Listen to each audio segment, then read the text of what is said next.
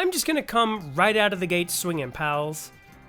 Vampire the Masquerade Bloodlines 2 is a sequel in name alone. This isn't even really an RPG at all. It's a first-person action vampire game with light RPG elements tacked on. You don't level up, choice and consequence doesn't really matter, it's more like flavor text, and in fact, in some parts of this game, you cannot fail or upset anybody at all. You do not have any great side quests. Over a ton of the game it's literally a walking simulator game, and even if you removed that aspect of it, you are still going to be doing a ton of running around. So much so that it almost feels like padding. None of the NPCs are memorable. In fact, I can't even remember the name of some of the people I met, and I literally finished the game an hour ago. The voice acting is either a hit or a miss. The music is surprisingly tame when it does play. A lot of it is just silence. And some of the songs that stand out are literally just unreleased tracks from the first game. The combat is surface level deep and slightly annoying at times, but is an overall improvement from the first game. The stealth is fine, again, an overall improvement from the first game, but only when it lets you stealth, because 9 out of 10 times you will be forced into combat because there are no alternative paths. This game is linear as hell. But probably the worst thing it does, and this is just almost unforgivable in a way, clans do not matter at all. Literally, they are just something you pick because it makes you feel better. But I'll get into that. It's just a massive letdown.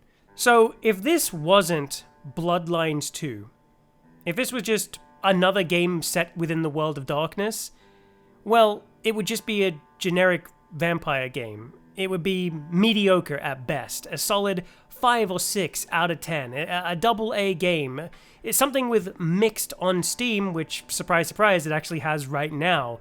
It's the type of game that when you're playing it, genuinely makes you sit there and go, man, I really wish they'd hurry up and make a sequel to Bloodlines 1. This game fits in there with Vampire the Masquerade Redemption, which, oddly enough, I enjoyed more than this game.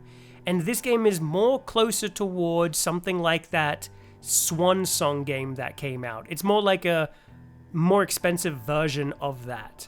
This is just, it's a one and done game, because literally once you finish playing it, there is almost no reason to revisit it, because there is no replay value here. Vampire the Masquerade Bloodlines 2 actually depressed me. I didn't even want to finish this game, if I'm being completely and totally honest with you. And knowing that this is the sequel to one of my favorite games of all time is just incredibly disappointing. Now, I don't doubt that there are some out there who are going to love this game. You know, they're going to have a great time with it, but for me, this ain't it at all. This is just a sequel in name alone. Nothing more, nothing less. So, should you play it? My brutally honest answer is no. Wait for a sale. A deep sale.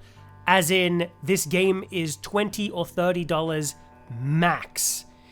And when you buy this game, do not for a single second think that you are about to play Bloodlines 2. Think that you're about to play a game called Vampire the Masquerade Nomad, or City on Fire, or just something like that, because this is not Bloodlines 2. And if you go in thinking it is Bloodlines 2, you will be just as disappointed. And that's it. That's the hard truth. So now you are left with a choice. You can either leave this video and move on with your day, because I literally gave you pretty much word for word what my summary and final thoughts will be right now, or B, stick around and hear why I feel the way I do about this game. And if you choose to stay, then be warned, because this video is about 70 to 80% negative. I do have some positives to say, obviously, but, you know, for the most part, all of the positives are mixed in with some type of negative. I mean, it's just, I don't know, this game is very complicated and confusing for me. This will not be a fully in-depth review like all the other ones that I do. It's one of those more, like those first impressions type videos, even though I've played this game and finished it and all that stuff. So it's going to be a little bit rambly, a little bit, you know, off the cuff. So I hope you forgive me for that. Also, there will not be any spoilers, and no spoilers in the footage at all. It's going to be just like, I think the first hour or two, it's pretty much just the tutorial and like 2 of the main missions and a few of the side missions, but nothing too spoilery. So there you go, I guess. All right, let's get into the Chinese Room's 2025 release of Vampire the Masquerade Bloodlines 2.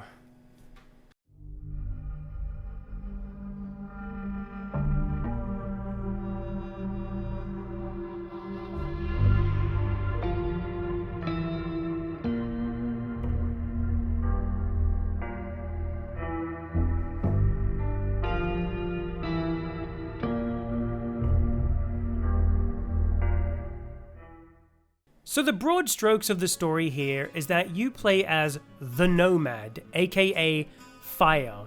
You are an elder vampire who is awoken from torpor for some reason, and you've got this strange mark on you that appears to be sapping your vampiric power and has some level of control over you. But that's not all. You've also got a voice in your head, the voice of another vampire, a Malkavian detective named Fabian. Heck, you can even see some of his memories, and the both of you start getting these strange visions of something dark on the horizon. You have awoken within the city of Seattle, and it's your job to make heads or tails of your current situation. Why do you have this voice in your head? What is this strange mark on your hand? Why have you woken up, and how did you get to Seattle? What are the strange visions that you're getting, and why are you able to see and effectively play as Fabian's memories? And that's it. That is the rough plot. I guess there's a conspiracy. Woo! So yeah, there's a lot more going on within the city and with the NPCs you meet along the way, but that is pretty much the story of the game. Now, on the surface, it's actually fine. Interesting, even. But in reality, it's just, the story will go from literal extreme to almost a full stop every single mission. And when you play as Fabian's memories, like when you play as him, the game pretty much just switches to a different type of game altogether.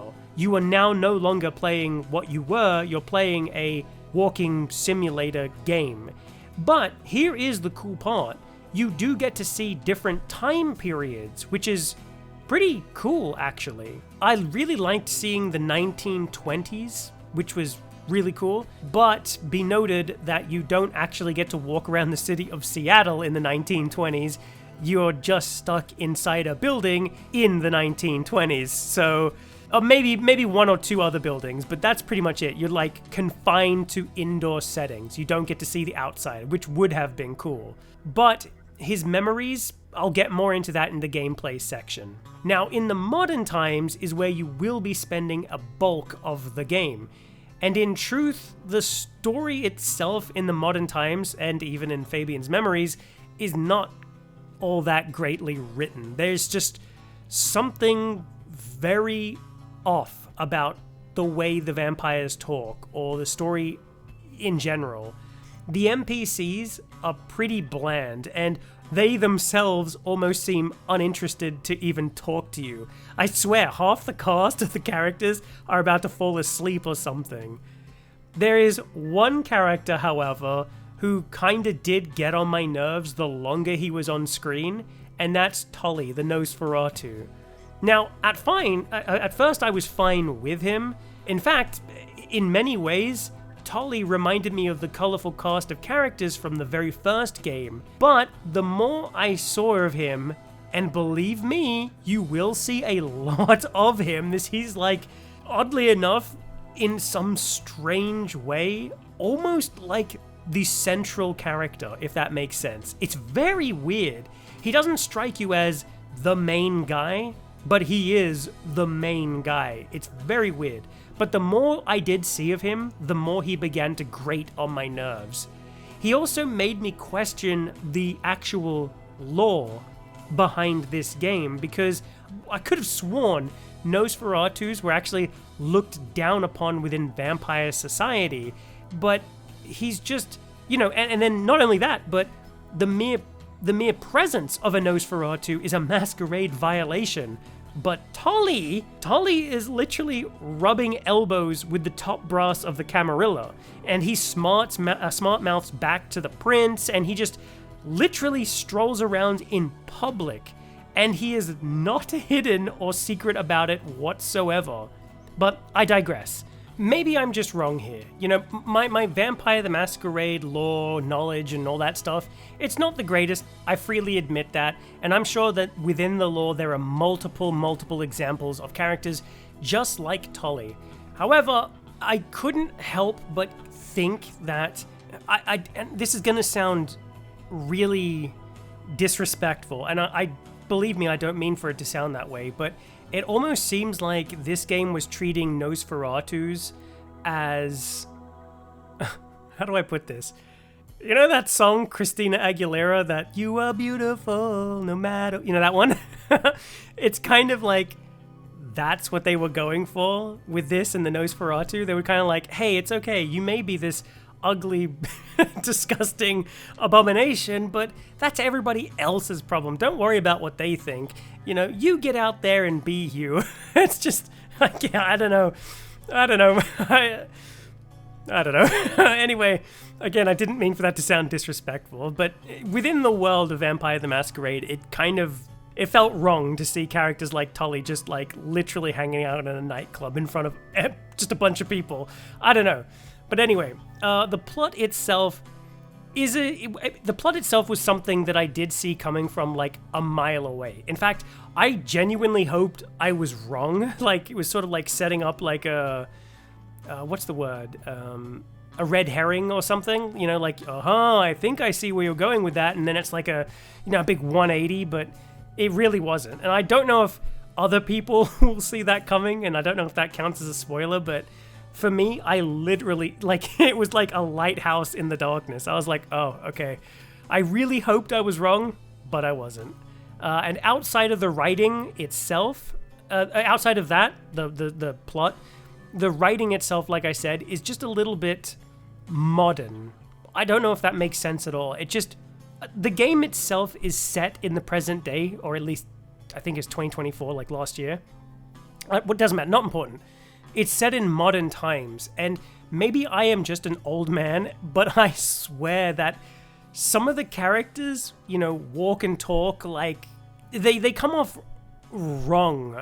Does that make sense? It feels like more like somebody you're talking to online rather than a person you're talking to literally in person. Does that make sense? Again, maybe it's just me.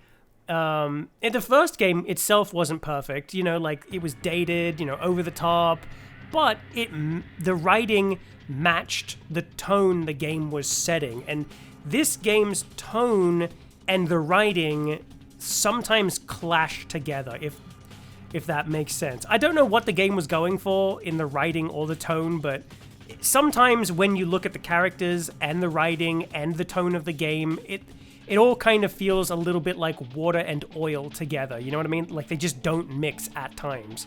But overall, I did enjoy the story, and personally, I started to dread ending the night because I knew once I ended the night, which is usually after a main mission, I was literally about to play as Fabian. And there was a reason I didn't enjoy playing as Fabian, but I'll get to that soon. It isn't all bad though. There are some good moments here and there sprinkled within, you know, like I did find myself enjoying some moments of the game and some of the set pieces, but most of the time I found myself struggling to get invested. And most of the time I was just doing my best to literally pay attention, but I couldn't do it. And in my mind, that is a mark of a bad story. The kind that is literally being told to you and you're thinking about what you've got to pick up at the store later on. You know, this is a video game. It's not a YouTube video you put on in the background while grinding in a game or something you just want to, you know, literally background noise while you eat lunch. This is a vampire game. This is literally meant to be awesome. It's vampires. But, and I know this, I should have brought this up earlier, but this is not your story. You are not role-playing anything. You're not role-playing whoever you want to be. You are playing Fire. This is Fire's story and nobody else's. Heck, and there are some times you cannot choose what Fire is about to do. But sometimes you can't choose. Which I know you gotta do for story-related reasons, but I won't spoil anything, but there was this literal moment in the game where I was like, ooh, this could be good. This would make a really good choice. I could see the upsides and I could see the downsides for doing this. And I was waiting for the game to give me the choice to, you know, make the choice.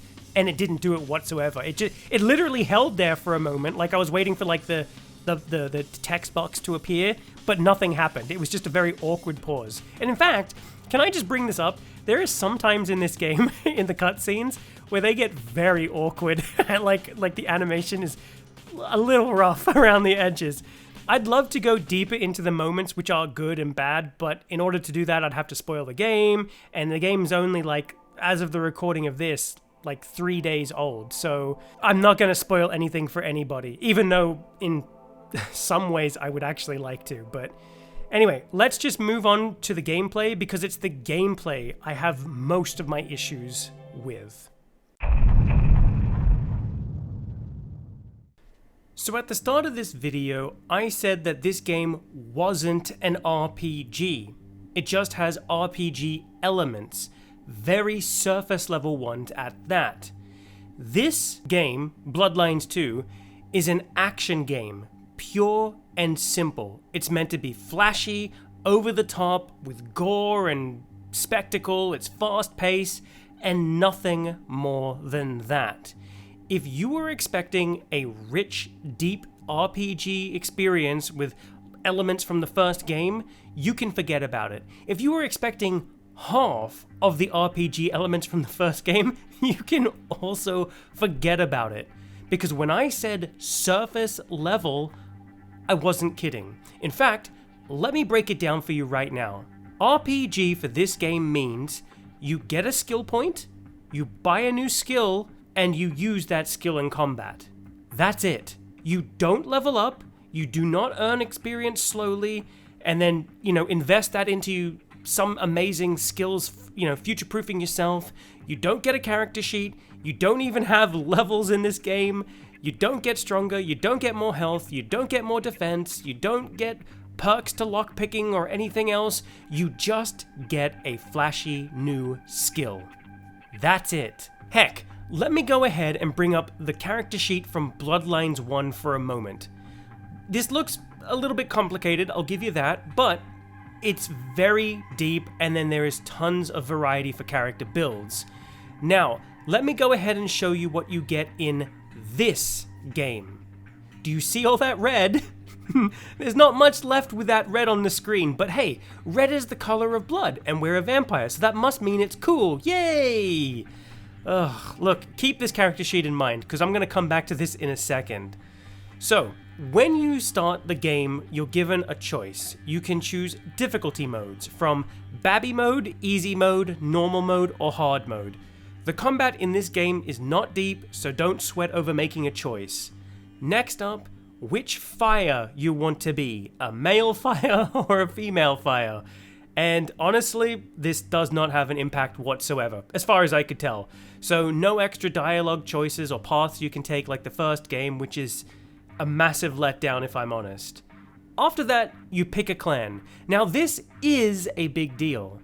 A clan will determine the disciplines you have, and will also change how you approach combat, conversations, how people treat you, and the situations, you'll get into as a whole, is what I would be saying if this was the first game. Clans in this game are totally pointless. Which one you pick means nothing at all. Heck, disciplines aren't even called that anymore. They're just called abilities. That is how watered down clans are.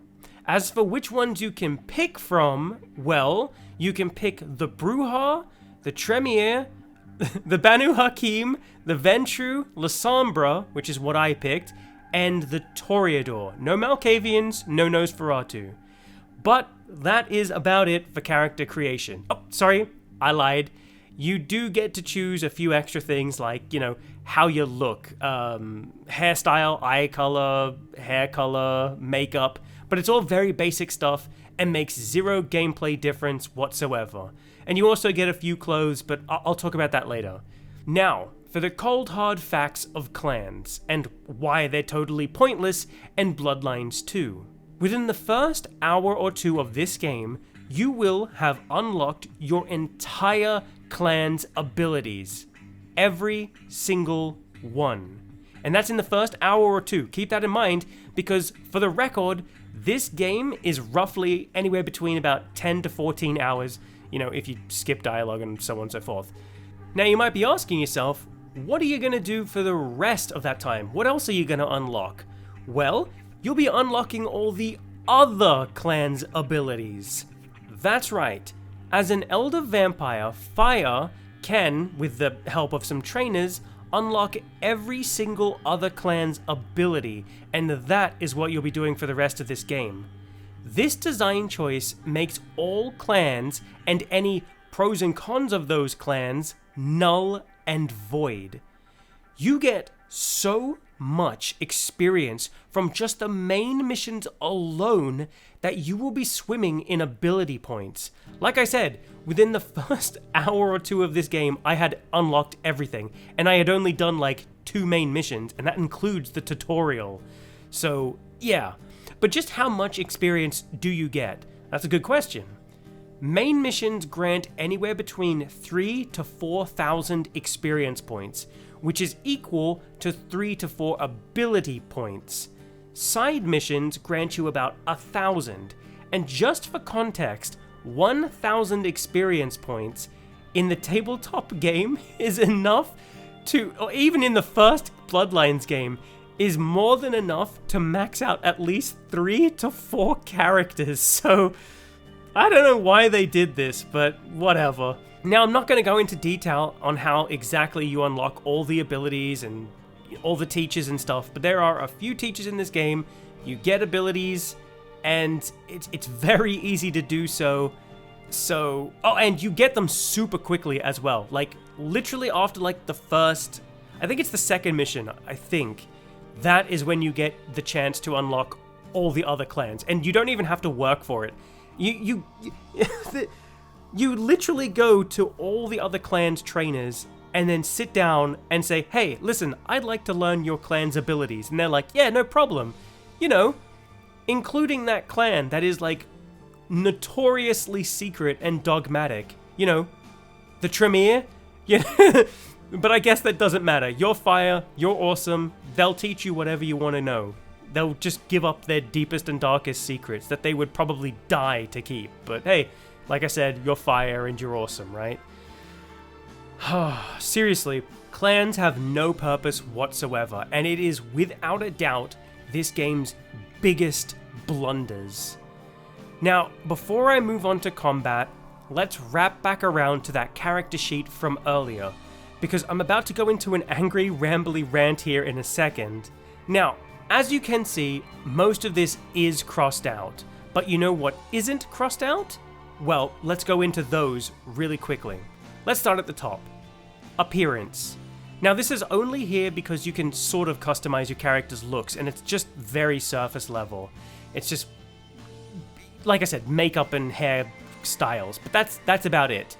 Other than that, you get access to clothes, and you get access to one piece of clothing for each ability that you unlock. Not that you learn, that you unlock. So each new clothing, and you can get clothing for all the clans, again, making them useless. So you get access to all the clothes for all the clans, including your own, and what they do is just make getting blood points, which is involved for the process of unlocking clan abilities, just a little bit easier. That's it. That's it. There's nothing else than that. As far as I could tell, there are no buffs to defense or anything else. It's just a slight help when sucking some blood. That's it. Next is Brawl and Dodge. Now this is here because 80% of the combat is fist punching, ducking, and weaving. It's both awesome and lame at the same time, but I'll swing back around to that in the combat section. Firearms and melee, well, this is only here because 10% of combat is picking up guns and melee weapons with telekinesis and then using them as one-shot items. Meaning, if you pick up a gun, you automatically fire all of its bullets and then throw the gun. And with melee weapons, you pick it up and throw it and it breaks. So they're just one-use items, but I'll get back to that later. Stealth is here because 10% of combat, now making 100%, is stealth-based. Sort of. Now, this is one of the game's biggest pros that I can give it. It's definitely a heck of an improvement over the first game. You can actually do proper stealth in this game, and let's be honest here, the first game's stealth wasn't really that great. It was extremely questionable at best. Now, the negative to this is that I believe stealth may have been an afterthought to this game, because there are no alternative paths you can take to avoid combat. Heck, sometimes this game will actually force you in to combat. Like, what the hell is the point of that, you know? Because, well, I'll tell you what the point is. Stealth is only here to help you thin out the herd before you get into the fight, if you even get into the fight at all. Like, for example, there was this mission that I undertook, right? Where the goal of the mission was to reach a Nosferatu. Now, I'm not going to spoil anything, but to get to him, you have to go to a parking garage and get from the top of it all the way down to the bottom of it, going through each individual level of the parking garage. Now, that sounds pretty cool at first, right? Like, you could run in there, kill everyone, get to the end, or maybe you could stealth your way down and avoid all the fighting. Well, that's the choice I made. I went from the top all the way down to the bottom, and there's like 4 levels of this parking garage, and when I got to the bottom, I hadn't triggered a single enemy, I didn't kill anybody, I just literally made it down here on stealth alone. And when I got to the door I needed to, go through to progress, the game stopped me and said, "Hey, whoa, there are still enemies around. I can't unlock this door because there's someone here." So I thought to myself, okay, well, I'll kill all the people on this level. So I stealthily killed each and every one of them, didn't trigger a fight. And then I went back to the door, and the door was like, there's still enemies nearby. So I thought to myself, okay, I'll go up a level and kill everybody there. So I did that stealthily, and I still went back down, and it was like, there are enemies nearby. And so I was like, oh my god. So you're telling me I just have to kill every enemy in vicinity? I can't stealth through here. And that is exactly what I'm telling you, that there is no real stealth in this game, like, to get from point A to point B. So it's just kind of pointless, but it is better than the first game, so that is a big tick in the pro box for this game.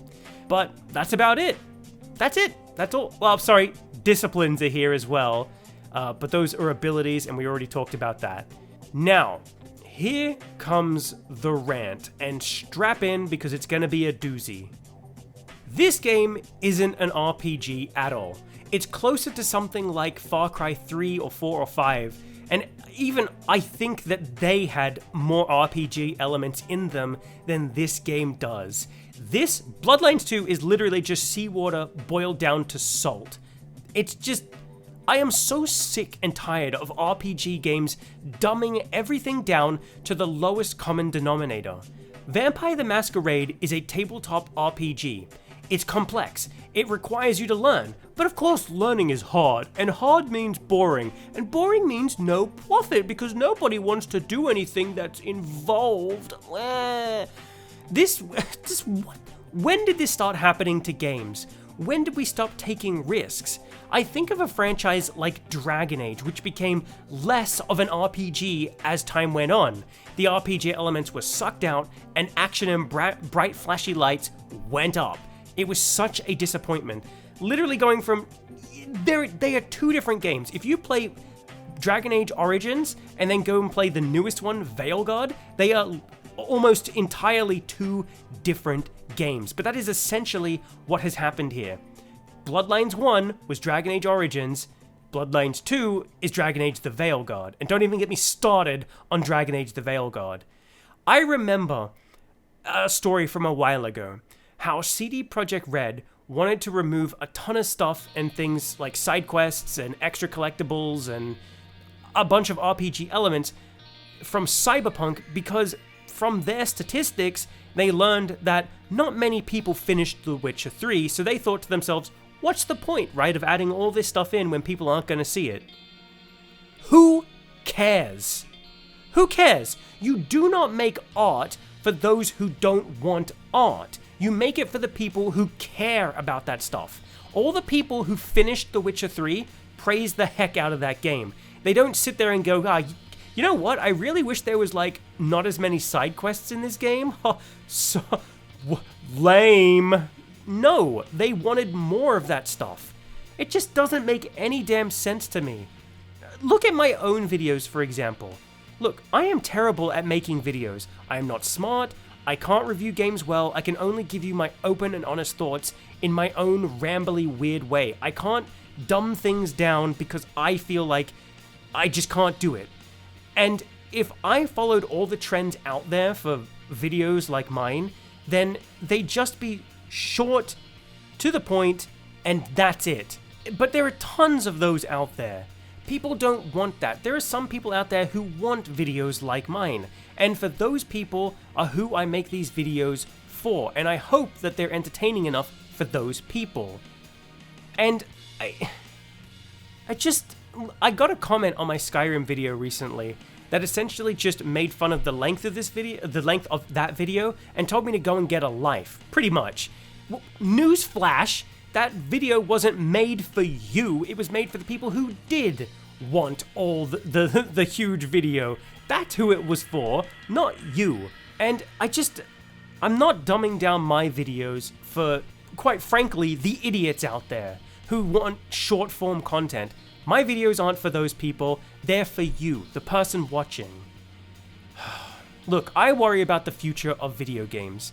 Sometimes we get really good games that go the extra mile, and then we just get garbage. Watered down, dulled down crap. And if we keep getting that stuff, then nothing is special anymore. And look, don't get me wrong, there's nothing wrong with junk food games, but if, like I said, if that's all we get, then that's just crap. Look at Fallout 1 and Fallout 2 compared to Fallout 3. That was dumbed down. It became more actiony, but Fallout 3 was still an RPG at its heart. All the stats in that game affected everything in the game. Like, for example, shooting.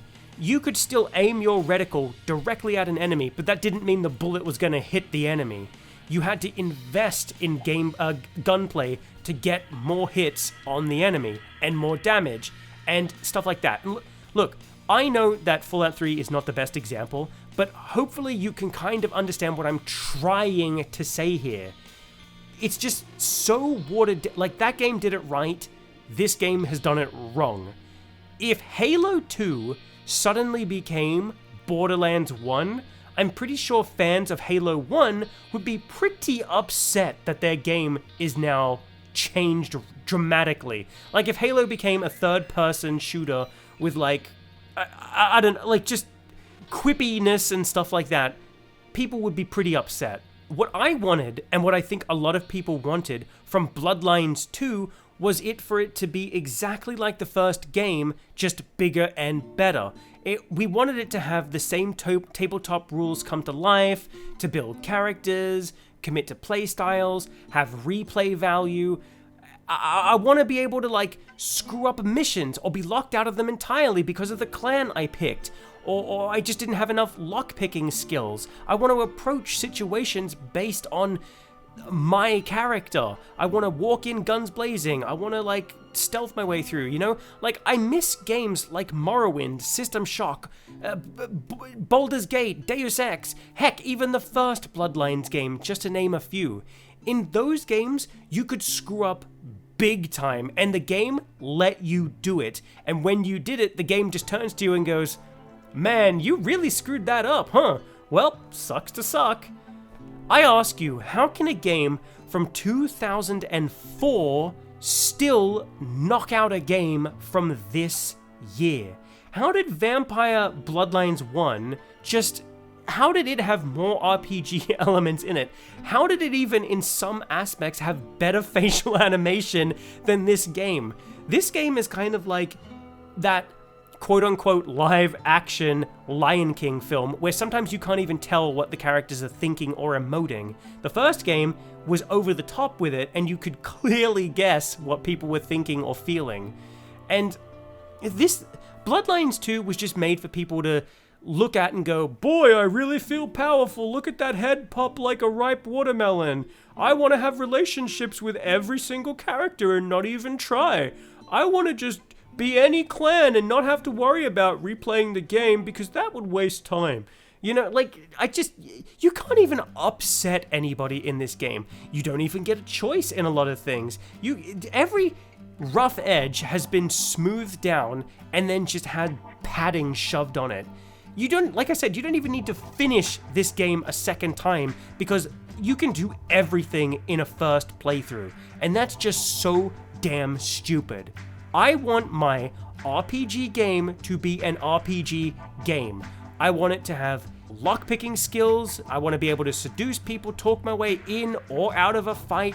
I want to be able to stealth my way from a building all the way down to the end or fight my way through it. I want to find hidden items or weapons and cash and stuff by going out of my way. Actually, you know what? That reminds me. There are no hidden collectibles in this game because you cannot miss the hidden collectibles in this game because the game actively points you towards them and makes it a big to-do about it. The crosshair gets bigger, it literally points you in the direction of the item, and because the game is so damn linear, it would blow my mind if people missed something. But hey, I tell you what, you'd be forgiven for even bothering to pick up anything in this game because not only are the XP rewards for it so minuscule, but they give you the lamest lore codex entries I have ever seen. It's seriously like, "Hey, look over there, player, a candy wrapper, you better pick that up." And then when you pick it up, you get 10 experience points. Again, you need 1,000 to level up. And then the codex entry will update with something like, "This is a generic candy bar. Looks like somebody didn't finish eating it." Like, who cares about that? And 80% of them are just like that. They are just as crap as that. In fact, it reminds me of Redfall. Redfall had terrible lore entries in it, but I tell you what, Redfall had more interesting lore entries than this game does. Does anybody remember Fallout 3, to bring it up again, and the Dunwich building? That's lore done correctly. That's codex entries done right, and that's environmental storytelling told to a perfect degree. Ugh, I'm getting distracted. Sorry, I can't even remember what I was ranting about anymore. Oh yeah, the lack of RPG elements. So again, this is the character sheet from Bloodlines 1. And this is the the ability skill tree from Bloodlines 2. There is nothing here. And you would expect a sequel from the first game to have a character sheet almost identical to this. This sequel should be bigger and better, but there's nothing here. There's nothing even close to this. Like I said, you can't intimidate people, you can't level it up, you can't get more health, none of that stuff. Look, you know what? There is something from this character sheet that I didn't even touch upon earlier. The humanity and the Masquerade.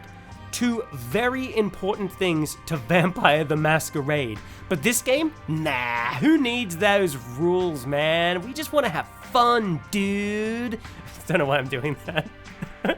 Humanity, what is that at the end of the day, right? Like, aren't we all just humans? They have a heartbeat, we don't, but what does that really mean? And the beast?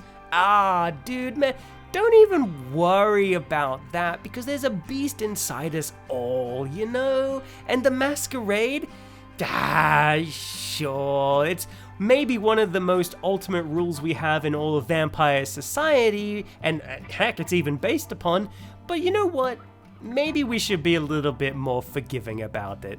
In fact, let's turn the Masquerade into just a meter that fills up, and once it's at its full, you get an instant game over. But hey, let's not punish the player really, because if we punish the player, they might not come back and play the game again. So instead, we'll just slightly penalize the player with, you know, just a tiny penalty. We won't even tell them to stop what they're doing. We'll just give them a game over, send them back to the last checkpoint, but not really take anything away from them, you know? That would be a little too mean.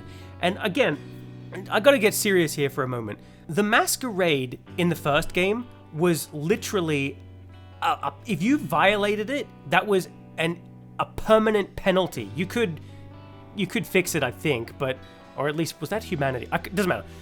In this game, it's not permanent. You can literally jump off of a building, land in the middle of a crowd, have everybody, like, their minds blown from that, then, before they can even fathom what just happened, grab one of the random pedestrians, rip into their neck, drink all their blood, and then you can't kill them in this game. The game literally stops you from killing people in this game, and then pushes them away, and then, you know, at that point, you've broken the Masquerade beyond belief, but you didn't fully break the Masquerade. So you just run up to the top of a building, stand there for like 5 minutes, and then everybody forgets what just happened. There's no penalty to breaking the Masquerade. Speaking of Masquerade violations, we have to talk about the walking Masquerade violation, Tolly. Now, at first, I was fine with Tolly. Tolly reminded me of the old colorful cast of characters from the first game. It's fine, it's wonderful, it's whatever. But Tolly is a Nosferatu, and Tolly, there are multiple times when he actively violates the Masquerade, and nobody cares. There is one point where Tolly walks down the street and goes to your apartment, and it is so bizarre for that to happen that even Fire himself points it out and says, hey, you shouldn't be here, how did you get here? And Tolly's like, don't worry about it, I walked here. People are too busy and wrapped up in their own lives to give a crap about me. And even if they did notice me and were repulsed, then hey, that says more about them than it does about me. I'm comfortable in my skin and I'm proud of who I am. No, that is not how that works. Nosferatus are cursed. When a human sees them, they are literally repulsed by them. They know instantly that something is wrong with this person. It's not a matter of being polite or not. It is literally it's part of the Nosferatu clan. But this game says, nah, forget about that. It doesn't matter how comfortable Tolly is. People would be repulsed and scared, and it's an instant Masquerade violation. But you might be thinking to yourself, like I was, hey, maybe Tolly stuck to alleyways, used obfuscate, whatever, right? That's what I thought too. Until I saw Tolly in the middle of a friggin' nightclub surrounded by humans and just out in the open for everybody to see. No, that is not how that works. Now again, I know what people are going to say. They're going to call me an ignorant asshole or something like that. I get it. But no, I am not. I know what the game is trying to do. It's trying to say, hey, even if you're, got something wrong with your face or your body, or doesn't matter who you are or how you choose to live your life, you could walk down the street proud and comfortable of who you are and be bold and whatever, and don't worry if people are looking at you. I get it. That is a beautiful message. I agree with that message 100%. However, this is Vampire the Masquerade Bloodlines. Tolly is a Nosferatu. There is law here. Follow the damn law. Just follow the law. This is not real life. This is a video game. You know what? Forget about Tolly. Let's move on to the Tremere. The ones that are like this highly secretive and dogmatic, and they're just this crazy clan that protects their secrets from all the others. They're one of the most secretive clans, and at one point they weren't even trusted by the other vampires. But in this game, the Tremere are just like, whatever. Here, take our secrets. It's completely fine. Those were the old ways. These are the new ways. Get with the times. Just, you know what? Who cares about the lore of the game, right? That's not what makes a game, right? It's the subpar writing that this game has. Yeah, great, wonderful. But just, well, what do I know? What do I know? You know what? Forget about it. I'm done. Let's just move on to combat, shall we? God. Right, so combat. Pretty much one of the most important things within a game. So, how is it in Bloodlines 2? Well, it's flashy, that's for sure. The abilities really do pack a punch. Sadly, I don't have footage of all of them, but don't worry about it. But what is combat in Bloodlines 2 exactly? Well, it's CQC, Close Quarters Combat. It's all fists, brawling, and dodging, and that's pretty much it. Personally, it was a little too quick for my tastes. It's kind of like a boomer shooter in that aspect, and especially since you can't adjust the FOV slider, it can get a little bit confusing and you might lose track of enemies now and again. But am I a fan of it? Yes and no. I can see the fists just on its own kind of working, but I wish it wasn't the entire thing. And that brings me into weapons. In this game, you do not have an inventory, and that means you cannot store weapons of any type. If you want to use a gun or a baseball bat, well, the only way to do it is with Fire's very special and rare ability of telekinesis. And I'm not even sure it's even in the tabletop game anymore, but that I could be, don't worry about that. So, firearms and melee weapons. Yeah, so with the power of telekinesis, Fire will pick up a melee weapon and then just throw it at an enemy, and it will do a set amount of damage and break instantly. And I'm not 100% sure if the item throw-in affects the damage. I couldn't really tell, but yeah. So guns, on the other hand, those do pack more of a punch than the melee weapons. For example, if you use a pistol, it's a lot of low-impact shots, but it will do, decent damage. A shotgun, on the other hand, if close enough, will just blast the head clean off of an enemy. But that is all you're only going to get the one shot, and then you throw the weapon. So all of these things, melee weapons and firearms, they're single use only. And when it comes to the guns, Fire will pull the trigger and until the gun is empty. You don't get control over that, which is kind of annoying, but it is what it is. Now, I wish that it was like the old game, that you could have weapons, you could have guns, you could use your fists, brawl, firearms, and melee. I wish that was all still here in conjunction with the telekinesis, because the telekinesis is very fun. It is very cool to use, but it's just, I wish it wasn't the sole aspect of melee weapons and firearms. So now telekinesis is fun, but where combat really shines is in the clan abilities. Now, these are overpowered and crazy and just awesome to see and use. They're very satisfying. Now, clan abilities, again, it doesn't really matter because you can use them all. For me, personally, the Lasombra, you could grab people with shadows and then hold them there and deal out some damage or feed upon them. You could teleport through people's shadows and then feed upon them or get an instant kill. You could do a bunch of other stuff as well. But some of the other clan abilities are like dishing out 1,000 punches. You can mass control people, make people panic, make people explode, make people just end themselves. You can, you could smash the ground with like a Hulk punch. It was, a lot of them are very, very cool. But like I said, they're very overpowered, so what stops you from spamming these moves in combat?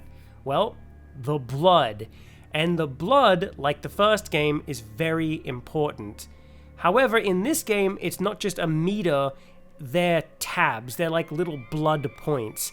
Each ability has a set number of blood points it takes to use, and when you use the ability, you must fill up all the blood points full again. So, for example, Mass Control, which was an extremely overpowered move, since you could combine it with other moves as well, but that one, I believe, cost 4 ability points. And to refill those 4 ability points, you need to feed on 4 different enemies in mid-combat. And then once you've done that, you can use it again. Or you can drink potions, and there are potions in this game, and they do come into play with combat. For example, there's a potion to refill your health, a potion to refill your blood points, a potion to increase your attack, and then a potion to increase your defense. So yeah, it's all balanced in a way. Abilities are overpowered, but they are balanced. And when you take fist punching, telekinesis, guns, melee weapons, and abilities all as a whole, you find that the system here in Bloodlines 2 is actually better than Bloodlines 1. It's another improvement like stealth. However, if I had to make a suggestion on how to improve the combat, I really wish you had the inventory. Now, I don't mind fire grabbing a weapon and holding onto it for later and then using it as a single-use item. That's fine, I can deal with that. And again, with melee weapons as well. I just wish it was a mix of Bloodlines 1's combat and this combat. And speaking of Bloodlines 1's combat, in this one, you cannot get better at all. The moment you start the tutorial to the very end of the game, you will always be at the exact same strength because you cannot level up, you can't level up your fist skills and get better punches, none of that. You are exactly as powerful as you are in the tutorial and at the end of the game, which is it's just a massive letdown in my opinion. You can't get more blood points, you can't get more health, you can't get more defense, you can't get anything else. It's just the same damn thing. From beginning to end, holy moly. And because they removed a lot of the RPG elements, you cannot approach combat in different ways. You can't stealth your way through it, like I said earlier. You cannot, I don't know. It's just a bit silly to me, but it is what it is, I guess. It's an improvement over the first game, but it could have been so much better. And yeah, okay, there are a few more things to combat than that, but that's pretty much the rough gist of it, and I think I'm just gonna move on next to music and voice acting. I'll keep this really short. The voice acting is fine. Most of the characters are fine and well voice acted. Nobody really stands out above the others though, and that's a bit of a letdown. But there is one character that appears in this game that was a massive letdown in the voice department. I won't say who it is. When you see and if you play the game, you might see this character for yourself. And I'd be interested to see if you even notice how bad it is, but it is pretty bad. But anyway, Tully, like I said at the start of this video, I did find him annoying, but I won't say that he wasn't well voice acted. And like I said, he kind of reminds me of my own brother, which is kind of weird, but yeah, he is well voice acted. But there is another character, the prince. She was very sleepy, so I don't know if I can really give her any points, but she was very bored all the time. And then there's this old lady, I can't remember her name, Mrs. Emerson, I think, or... Hang on, let me look it up real quick. Mrs. Thorne, okay, Mrs. Thorne. She was pretty well voice acted. And also Safia, I think that was her name. I can't remember how to pronounce it, and I just finished the game, so she was well voice acted. And Fire is also voice acted, the main protagonist, which could be a good thing or a bad thing depending on who you are. Personally, I'm not a giant fan of voiced protagonists. They're usually never done correctly. What I do like, if I had to give an example of good voiced protagonist, I would say it's Hawk from Dragon Age 2.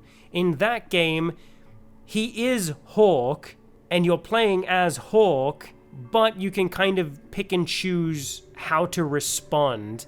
And the more choices you make in a particular tone, like if you're very angry all the time, then Hawk himself, in passive dialogue with other characters, will be more aggressive than, say, the jokey one. The jokey one will be jokier, and that is just done correctly. It is never bland, boring Hawk, and I really like that. I like that a lot. But if I had to give the voice acting a rating for Fire, it's very monotoned. Very monotoned. So I don't know if that's a knock to the voice actor or not, but yeah, I wasn't a fan of the voice acting for this protagonist, for Fire, because it really does make you feel like you're playing a character like Geralt of Rivia, then role-playing as whoever you want to be. So that is a bit of a downside, but not a knock to the voice acting itself. So yeah, other than that, I didn't really like Fabian, not because of the voice acting, it's just because I really hated playing as Fabian, and the voice in the head thing, I do not like that in video games. It gets very annoying to me. I hate when games literally have something brutal happen on screen, and then the character says something like, "Man, that was very violent." I know, I could see it, you know, it's... I don't know. But, Fabian's sequences really do... Since he is a Malkavian, they heavily rely on the Malkavian jokes from the first game, like talking to inanimate objects. That's like this huge thing in this game. And because of the way...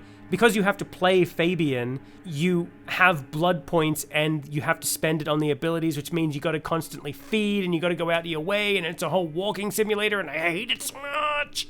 Which is crazy because the whole walking simulator aspect of Fabian, that's this whole studio's bread and butter. That's what they do.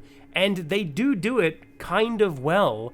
Like, I remember there was one game that they did, it was recently, it was called, what was it called? What Lurks in the Deep or something like that? It was, I can't remember the name of it, but the game that they did just before this one was actually really well done. It's a very well done walking simulator game. It's very well done. And I actually do enjoy a walking simulator from time to time, like Firewatch. That was a very well done walking simulator game. I liked that. But in this game, I don't come here to play a friggin' walking simulator. I came here to play Vampire the Masquerade Bloodline. I just... I don't like it. Fabian's always talking to filing cabinets, and it gets overplayed. That whole joke gets overplayed, and I can't believe I'd be saying that. But yeah, that pretty much does it for voice acting. It's fine. It's fine, but there are no real interesting or memorable characters to hold your attention, which kind of sucks. And of course, there's that one character that appears, which is a massive downgrade in voice acting. So that was a bit of a shame. But anyway, let's talk about music next. Now, Bloodlines 1's composer was Rick Schaefer, and in this game, Rick Schaefer returns as composer. Or so I thought. You see, for a quick history lesson here, Bloodlines 2 was actually developed by 2 different studios at 2 different points, Hardsuit Labs and the Chinese Room. Now, Hardsuit Labs was pretty much the original development team of the first game. A lot of veterans from that game came back to make Bloodlines 2, including Rick Schaefer himself. Or Schaffer, I apologize. So in this game, I thought they'd be coming back, and that's the game I was really looking forward to. However, Paradox Entertainment, in their infinite wisdom, for whatever reason, shut down the original game's development and then handed it all to the Chinese Room, who finished development and is the maker of this game. When that happened, I heard that Rick's music was removed, and color me surprised, when I started playing this game, I heard his music and I was like, oh yeah, this is a good song, I like this song. And then that's when it hit me. I knew that song playing. It was called Is It All Worth It? It was an unreleased song from the first game. In fact, I heard another song that was an unreleased song from the first game in this game. So I'm thinking, and I could be completely wrong here, I think they just took a lot of his unused music, or some of the music he did record for the game, and then just used that, and what they didn't like, they removed, because this game's composers, well, there's a few of them, 4 in fact, including Rick himself. On the official soundtrack for this game, there are 43 songs, and 11 of them were done by Rick. And it's noticeable. It really, really is. His music, when it does play, is good. It was just like the first game. It has a lot of feeling and tone, and it's good for what it is, right? It's very memorable. But the other songs in this game are not as memorable. In fact, they're very generic, almost like movie music. It's just kind of stuff that's in the background, which can be a good thing, but in this game, especially as a sequel, a lot of the tracks from the first game are memorable. These ones, I don't remember any of them. There's one that plays in a nightclub, but I don't remember how it actually went. But it's the only one I do remember. So the music is good, Rick stuff, and then the other stuff, not so much. And you can go off on Spotify and listen to it for yourself if you don't believe me. It's just very generic music. And the fact that there are 3 composers to this game, not including Rick for that, is just crazy to me, but that is what it is. I just didn't really like the music. It's not as memorable, and it's a gosh darn shame. Another thing I thought that they might do is return licensed music to this game. In the first game, there was a lot of licensed music. In this game, there's none, at least what I could tell. Maybe streamer mode was turned on, I don't know. And it's a shame, because I really thought that they might bring back a lot of the bands from the first game and then have them record music for this game, you know, like a single one-off special track. I know they can't all do it, I know, for various reasons, but it would have been really, really cool, I think. Or, if they couldn't get them back, it would have been a great chance to showcase some other artists, because there were a lot of artists from the first game that I had never heard of before, like Ministry or Lacuna Coil. I love their music now, and it's thanks to the first game. And it could have been a great opportunity to do that with other artists here, but from my recollection, there was no licensed music, and that's a bit of a shame. So yeah, that's voice acting and music. Up next is Odds and Ends. So for those of you who do not know, Odds and Ends is a section where essentially I take a lot of the notes I took that I couldn't really fit anywhere else and then expand upon them here.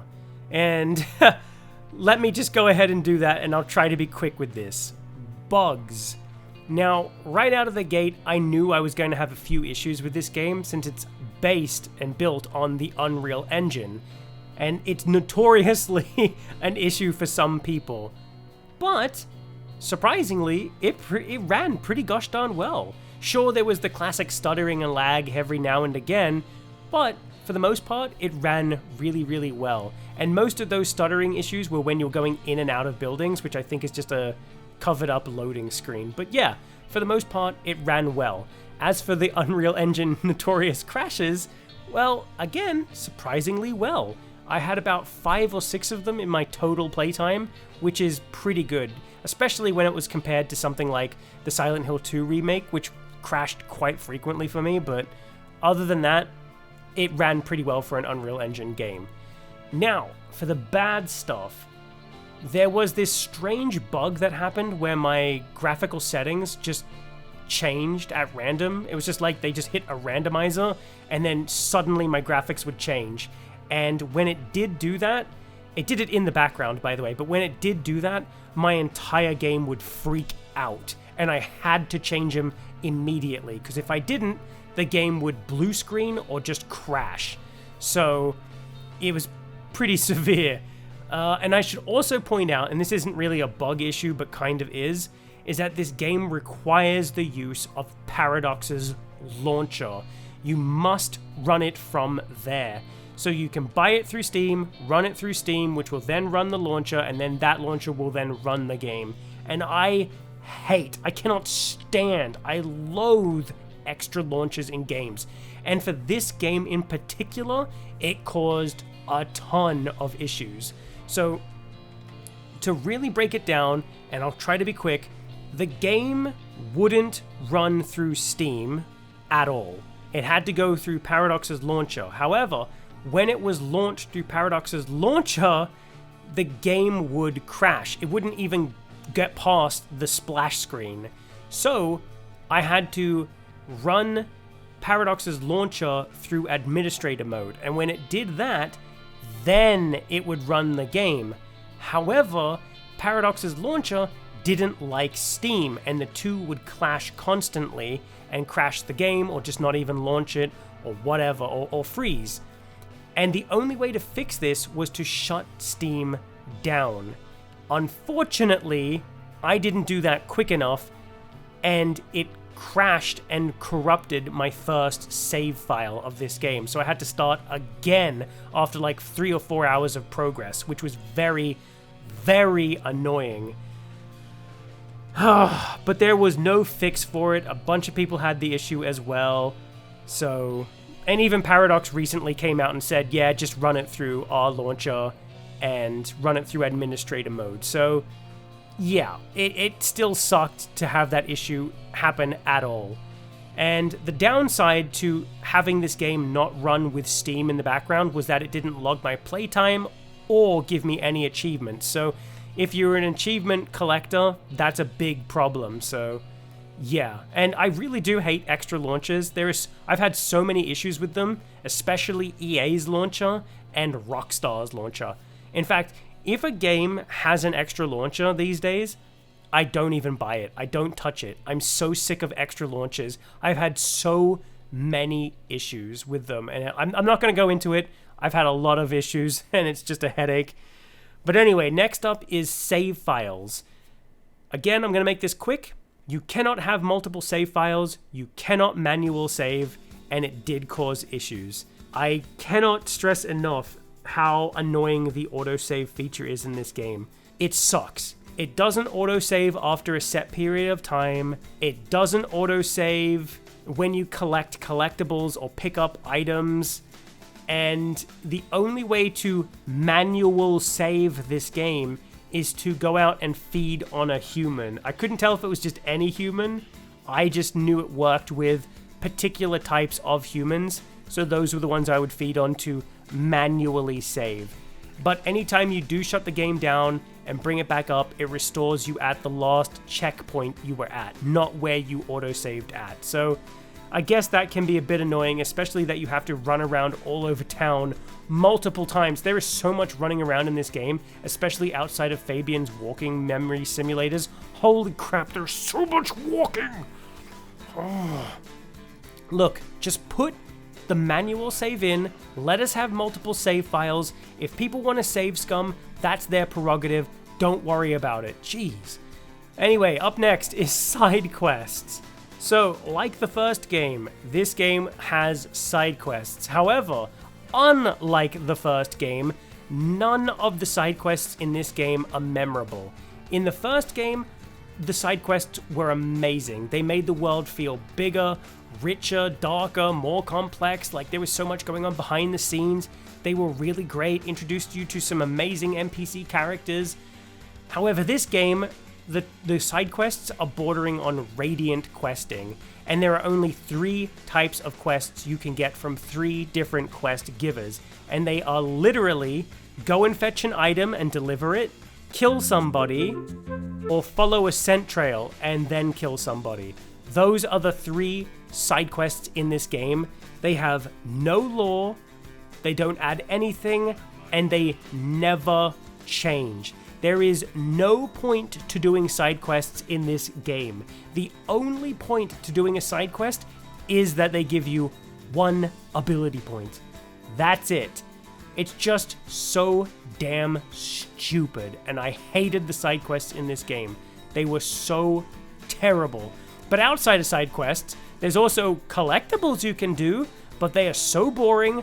They give you nothing, there's no reward, nothing. You just get some more ability points, and that is just, again, such a massive, utter disappointment to me. It was a waste of my time. They never got better, and I just didn't like it. I didn't like any of the side quests. It's such a waste of time, such a letdown. Okay, let's move on to my final thoughts. This video has been a big downer for me.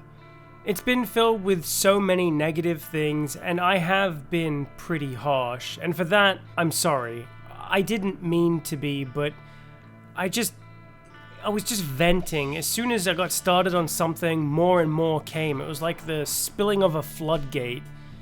And honestly, it's just sad what this game is and the potential of what it could have been. If you do want something positive, then I will willingly admit that the game nails atmosphere for sure. I really liked the neon-drenched, snow-covered streets of Seattle.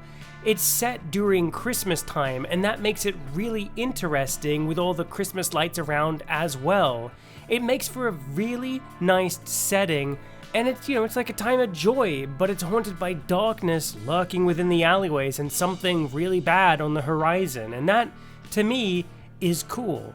I like some of the story elements, but most of the time it just fell flat for me, and I was struggling to pay attention, and, I was just kind of bored, but there is some pretty nice stuff in there. I even really do like the setting of Fabian's stuff, at least the stuff that was set within the 1920s. I think that was fun, but well, you know what? I could see a game being set within that time period. I think that would be really kind of cool, actually. The longer the game went on, the more and more I started to dread going into his memories, because most of his stuff was extremely boring to me, and the walking, dear God, the walking. And you know what's funny? His memories actually have a speed up function, which means they knew people would be complaining about going back and forth across the city and how Fabian can't glide across the rooftops and he can't sprint up a building and do all the vampire stuff. It's just, the best they could do was a speed up function, and even with the speed up function, it is still too damn slow. There is so much back and forth across the damn city, and it makes it worse when you need to stop and refill your blood points constantly, which requires more walking. And look, I understand what they were trying to do with his memories. It's meant to build up the story, and they both eventually collide together, but I just really started to dislike his memories, and it grind the story to a complete halt. I'm sorry, this was meant to be positive, not negative. The combat is an overall improvement from the first game. The abilities are really cool to see and use, and I really did like the movement across the city when you were playing as Fire. You can run up the sides of buildings, and you can glide across them and do vampiric running, which was kind of like... Oh, and you can also use heightened senses, which... Actually, now I'm going to go back into the negatives. because you can use heightened senses, which is Auspex, and because you can use vampiric running, which in of itself is kind of like celerity, it's just that again makes the rest of the clans so damn useless because everybody's got it now. Everybody can do it. It's just the combat is fine though, and the movement around the city is fine. I also really do like the stealth. It is a massive improvement over the first game. I just really wish it was implemented correctly with like alternate paths you could take for missions. And if you want to talk about alternate paths, that again ties into the lack of RPG elements. There is no talking to people, you know, talking your way out of a situation or talking your way into one. I don't know, man. I keep trying to think of positive things and I keep coming back to negative things. You know, like the writing. You know, it's hard to explain the writing in this game. It is so modern. I know it's set in current times and all, but some of it is just so damn weird. Like at one point, Tully is just like, oh, the normies, when he's referring to humans. And I'm like, don't. You literally have a word for humans, you know? It's like... And this, look, me complaining about the writing is really funny because I can't write to save my life, especially if you've seen any of my videos. And the tone the game is trying to do just doesn't match what's, you know, being said. It's really hard to explain, and and the voice acting is just, some of it is so bad that it's like the actors themselves are falling asleep. But hey, it's not their fault, right? Like the actor is only as good as what is written. I'm just not a fan of this game. I'm sorry. The gameplay itself is fine when it did work correctly for me. I did have a few issues that I didn't talk about, but it does not feel like Vampire the Masquerade. It really just doesn't. It feels like a pale imitation of Vampire the Masquerade.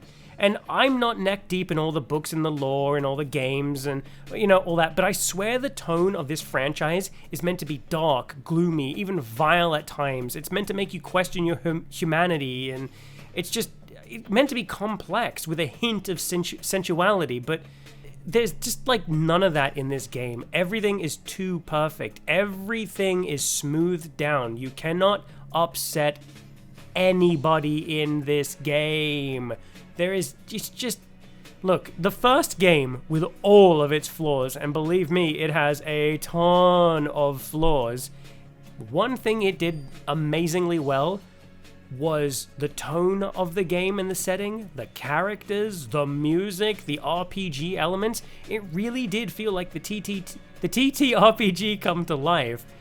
This game just has no real choice or consequences within it. No extra paths you can take to approach a situation. You can't screw up and get locked out of things. And I am so sick to death of games treating you with kid gloves and everything being so simplified and streamlined. And what the hell happened to taking risks? Actually, you know what? Let me just boil down what I said at the beginning of this video. If this game was called Vampire the Masquerade Nomad or Vampire the Masquerade City on Fire, then it really would be an overall fine entry to the list of games already within the Vampire the Masquerade, you know, franchise. It really does remind me of a more expensive version of that Swan Song game, which in of itself was a walking simulator. You know, I really did try to keep my head down for this game, especially after it came out. When it comes to these videos, I try to avoid reading reviews or other videos or whatever, because I don't want my opinion to be tainted by somebody else. I want it to be my own raw, honest opinion. And I want to screw up, and I want to be corrected in comments and things like that, you know?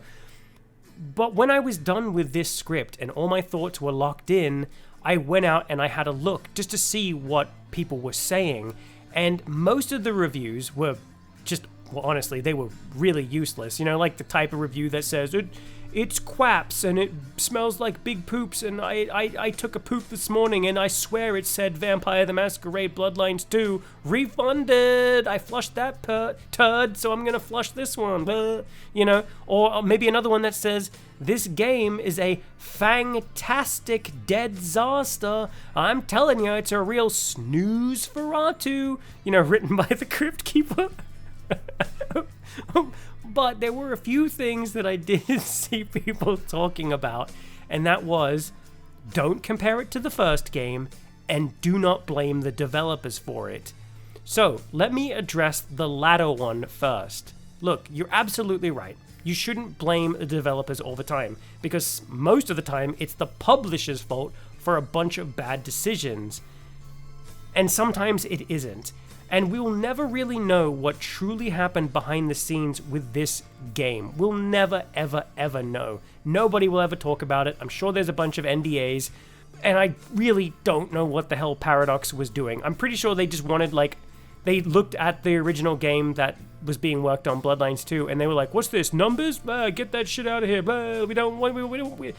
Numbers mean people have to think, and choices mean it's hard for people. We don't want that. And then they handed it to the Chinese room, who were like, yeah, we'll do it. And they just wanted a less complex game. Look, I don't blame the developers for that, but I still feel like the Chinese room was 100% the wrong choice for this type of game. If they made a walking simulator within Vampire the Masquerade, they'd be amazing at it, but not an RPG action game. I just don't think they were the right choice, but that's just how I feel. And as for not comparing it to the first game, no, you absolutely 100% should be doing that. This is a sequel to a game, not a spin-off, it's a sequel to a game. And again, I bring up Halo 2. If that suddenly became a wacky game and Cortana's like some quippy slinging pun chick, and then there's like a stoner covenant dude who's like, man, my race is harsh to humans, man, we just need to all get high and get along. People would not be liking that, especially if it was like a third-person shooter and it somehow became more like an RPG. I don't know. People wouldn't want that from Halo 2. They'd want Halo 1, but better. A sequel needs 100% to be compared to the first game, and a sequel should be better than the first. This game is a sequel. It was marketed as one, and it has it in the name. This game is a sequel. That means there are some expectations. Like I said, if this game was called anything else, it would have sat alongside Vampire the Masquerade Redemption. And honestly, I think Vampire the Masquerade Redemption did this story but better, especially with the Torpor and all that stuff. That is how this game kind of should have maybe sort of have been. But I'm getting off track. As it stands right now, if you removed the name of Vampire the Masquerade Bloodlines 2, and I ignore all of the issues, it is still a mediocre game, like a 6 out or 5 out of 10. It's just not that great. And honestly, there was that whole thing with Paradox trying to lock off clans, and now that I've played this game, what they were trying to do is absolute BS. I'm telling you, Paradox is a terrible publisher. They are so greedy. Everyone talks about EA or Activision, Blizzard, King, Microsoft, or whatever it is now, and Ubisoft, but I don't know how the hell Paradox has managed to slide under the radar. Seriously, go and look at their games. Look how much DLC they have. Look how much they charge for it, even on sale. There's so much content to their games, you need to actually have a subscription service to play some of their games. But I digress. As it stands now, for what this game is, and again, ignoring that it's Bloodlines 2, is it worth buying and playing? Should you play it? No, you shouldn't be, especially at its full price. It just isn't worth it. Wait for a sale, a deep sale, like $30 maximum type of sale. And if you're like me, and you were waiting for Bloodlines 2, you can wait longer to play this game, especially when it goes on sale, because something tells me it's going on sale pretty soon. But, on the other hand, if you've never played Bloodlines, and you just like vampire games with surface-level role-playing elements and high-octane action or whatever, then you probably might like this game, maybe. But there are better games out there to play, like Vampire. Go and play that. That's a way better vampire game than this. Go play Redemption. It's old, but it's still better than this. But I would recommend Vamp here, because at least it is set in a time period, and it has morally grey choices and RPG elements, and yeah, okay, the combat may not be so great, it's a bit Dark Souls-y, but it's still a better game than this. And heck, I would still, even now, way more recommend the first game over this. It's dated, it's flawed, it's janky, it's hardly perfect, it has a lot of flaws, but it's better than this. Bloodlines 1 is as deep and wide as an ocean. Bloodlines 2 is ocean wide but puddle deep. It's just pretty to look at, I guess. Even when some of the textures aren't blurred, or you got the motion blur that you can't turn off, and speaking of which, you cannot turn off the motion blur, and also the motion blur is tied in with a bunch of other things, and it's just like, what the hell were you thinking? Bloodlines 1, sorry. I won't deny that I've got rose-tinted glasses for that game, and when it came out, it was broken, literally to the point that you could not beat the game. It was that broken, game-breaking, but even with that, I still couldn't put it down. It was just that great, and still to this day, I play that game.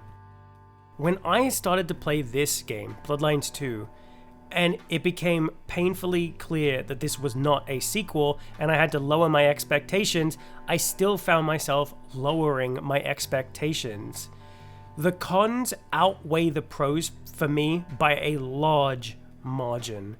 Bloodlines 2 is a blunder, and honestly, Bloodlines as a franchise should have stayed staked in the heart.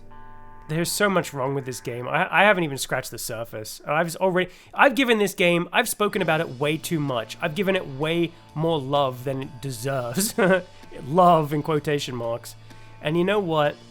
Playing this game was depressing.